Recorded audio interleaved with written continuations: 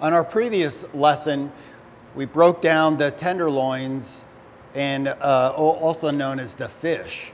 And now we're gonna break down the back straps, also known as the loin, the full loin.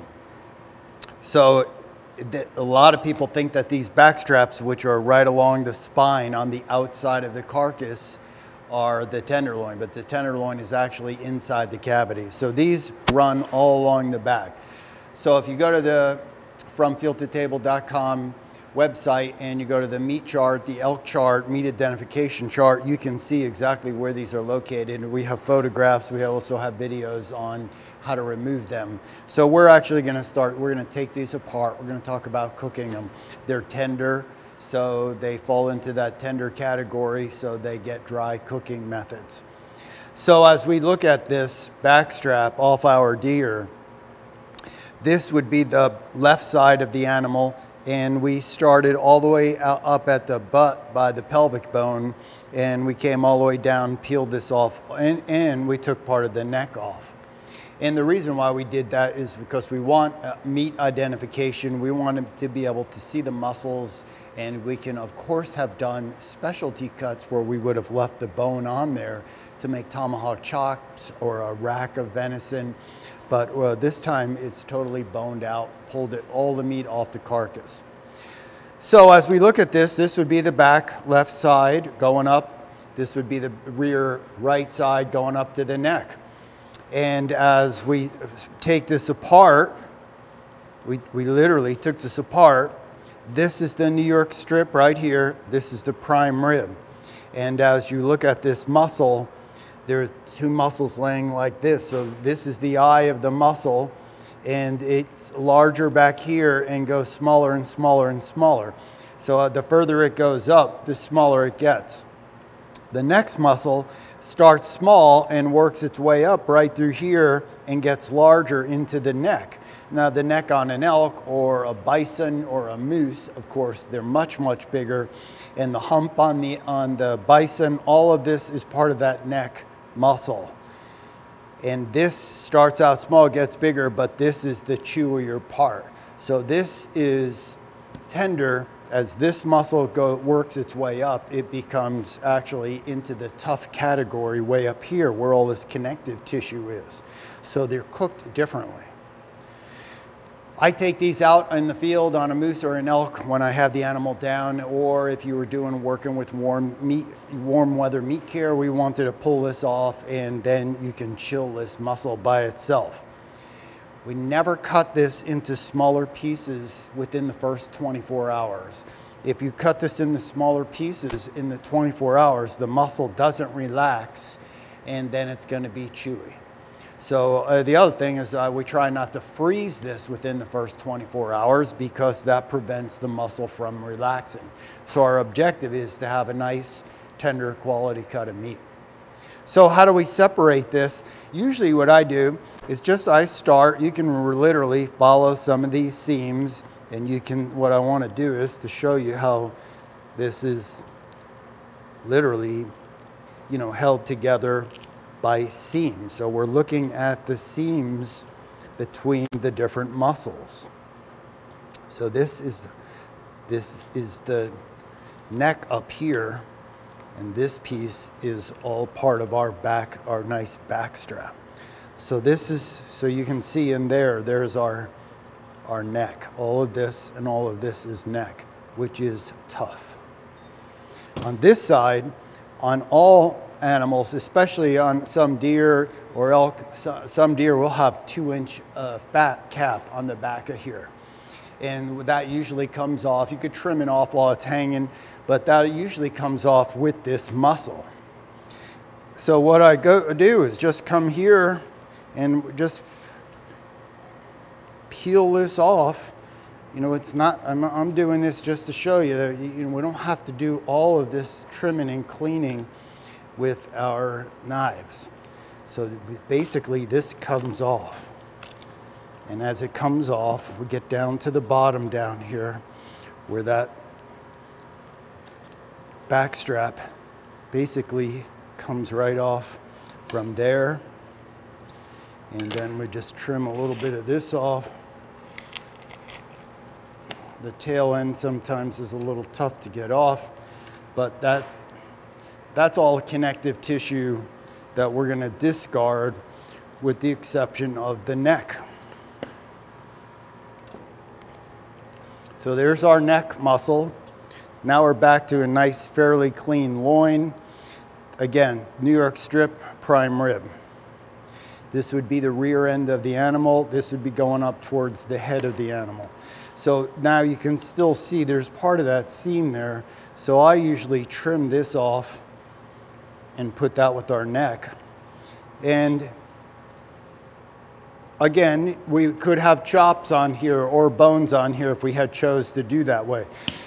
I like to square it off because we have our, basically, this is just a tip, and I like to put it with tender cuts for stew meat. At home, I take this and I look at it and say, all right, I want the New York strip. So I just cut it, and then I'll cut it here, and off to the freezer they go. So this fascia, this tacky membrane that's on the muscle here, that's what makes it taste gamey. That's what makes it contort out of shape. That's what makes it chewy. But this part here, this is silver skin. That's silver skin. That needs to come off because we can't make that tender by cooking. But we don't need to take that off until it comes out of the freezer. And the reason for that is if I freeze this, this could get freezer burnt, number one. Number two, this is dried, so this will come off fairly easy. But when there's some frost in it, it comes off a lot easier. So I don't waste my butcher time, you know, taking that off and then freezing it. I like to freeze it whole because when it comes out of the freezer, it gives me more opportunities to do different recipes. So let's just say this comes out of the freezer, and let's take it off. So we're going to take that fascia off. There's a couple different ways that you can do that. You can use it and use the knife and skin it like a fish and peel that off. If you think you left too much meat on there, you can always go back and trim that off down to that silver skin. So we can go back and peel that off and utilize that. That's for sausages. So now we have a nice piece of backstrap. Again, loin, backstrap. It's not the tenderloin. So that's one way. Another way is we can do this and just once you get underneath there, you can just hold the knife straight up and just go like this. Especially if you're using, like, say, a chef's knife in the kitchen. We just peel that off of there. Again, if you left too much on there, you can just trim this little bit off. But now we have a nice, beautiful piece of meat.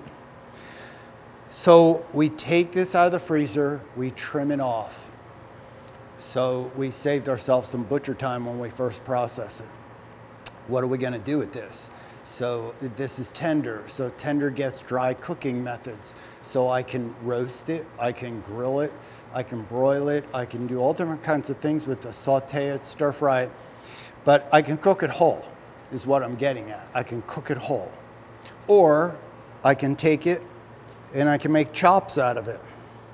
So to make a chop, I just take this and I would cut all the way through. But because it's small, I'm going to butterfly the chop. So I'm going to cut 3/4 of the way through, all the way through, and that's butterflying. So then we just take this and open it up, and there's your butterfly. But there's a nice chop that has good plate coverage. So the concept here from fieldtotable.com is all tender cuts can be cut into chops. So a goose breast, a turkey breast, they're the same exact thing. So you can make a beautiful turkey breast chop out of it. You can make a goose breast chop out of it. Doesn't have to be butterflied. That right there is the size of an elk tenderloin, just one cut through. So we have a whole roast, we have a chop. If we want to cut medallions, We can cut 3/4 of the way through, and now we have basically a butterflied medallion. So we can saute medallions, sauteed venison medallions, sauteed turkey breast medallions. And you'll find recipes and you'll find these terms on the web page. So now I just cut 3/4 of the way through, all the way through, and now I'm just going to lightly pound this. It's a little thinner than the medallion. So now I have a venison cutlet. I have a goose breast cutlet, I have a turkey breast cutlet, flour, egg wash, cornflake crumbs, so you got the best Wiener Schnitzel you ever had. So that's the concept of these different cuts on all tender cuts. So we can do a whole roast, we can do chops, we can do medallions, we can do cutlets. Or we can just cut strips out of this and make stir fry or stroganoff. So these are cuts that we can make out of all tender cuts, including the top round off the hind leg, which we'll talk about later. So on this concept of leaving it into one piece, if we leave it in one piece and we leave this fascia or the silver skin on there, we take it off when it comes out of the freezer, we save ourselves butchering time. And it's easy when there's frost in there. Now we have it, we can do a whole roast. Again, out on the grill or in a pan. Or we can cut it in the chops, we can cut in medallions and cutlets. We have a variety of things that we can do with it. If I cut it into cutlets or medallions before it goes in the freezer, I double my butcher time. I'm limited to cutlets or medallions. I can't do a roast, I can't do anything with it. But the most important thing is when I thaw this out, I'm gonna have more blood in the bag or in the container than I have meat, because I created a bunch of surface area and all that blood came out of the meat, and now we're gonna end up with a poor quality. So not only am I stuck with one product and did I waste a lot of time, but I made less quality by cutting it into little pieces. So when I thaw this out, I'll have the most a tablespoon of blood. When I thaw these out, I'll have more blood than meat. So those are the different cuts that we can prepare out of these pieces. So this is ready to go to the freezer. Now we just basically do the same exact thing. And if on the blood shot, of course, we want to make sure that we trim that off of there. So I'm just going to peel this off for a second. Just so you can see on the back strap, you can see that this is that neck, and there's that yellow long piece of connective tissue that goes basically from the back of the head all the way back to the tail. And here's how those muscles lay. So now I'm going to repeat the same exact cuts on, although I'm not going to make these. I want these to go into the freezer in larger pieces. So now that we've gone over a couple little specialty cuts, for more advanced specialty cuts with bone in, like tomahawk chops and things like that, check out some of our future sessions. And what I'm going to do now, after we get this one up, is we're going to go to the hind leg or the hind quarter.